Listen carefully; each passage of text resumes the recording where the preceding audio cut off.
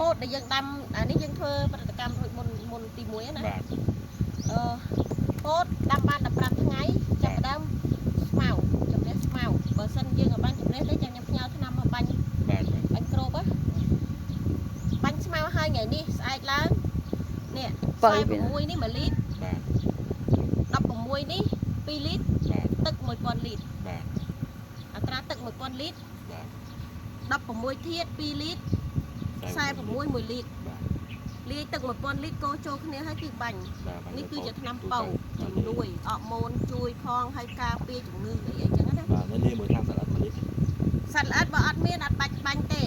យើងត្រូវមើលរាល់ព្រឹករាល់ពេលយប់ចូលបាញ់ហើយលេងបាញ់2ថ្ងៃក្រោយសត្វល្អិតទៅវាจะដាក់ការពារបាញ់ទៀតកុំឲ្យចុះថ្នាំច្រើនអត់មានគឺអត់បាញ់មើលតែយើងដើរព្រឹកឡើងយើងដើរយកជើងយើងវីផ្លឹកពោតចេះមានសត្វហើអត់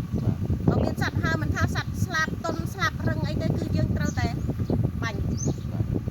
សត្វអីក៏ដោយឲ្យតែមានសត្វហើនៅក្នុងដំណាំណាចាប់ដើមបាញ់ណានេះ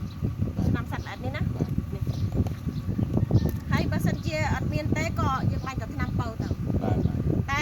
បាញ់លើកទី1ដែលយើងមើលទៅថាអត់មានទេយើងហែកស្លឹកមើលផងណាអាបដូរក្នុងពោតណាមានសត្វអស់ក៏អត់ចាបើមានហើយបានយើងចាប់ដើមបាញ់ថ្នាំសត្វល្អិតតែបើគាត់ថាអូអីទេតកែមានលុយច្រើនណាស់យើងបាញ់ជាមួយគ្នាបានណាមិនមានសត្វក៏បាញ់ដែរ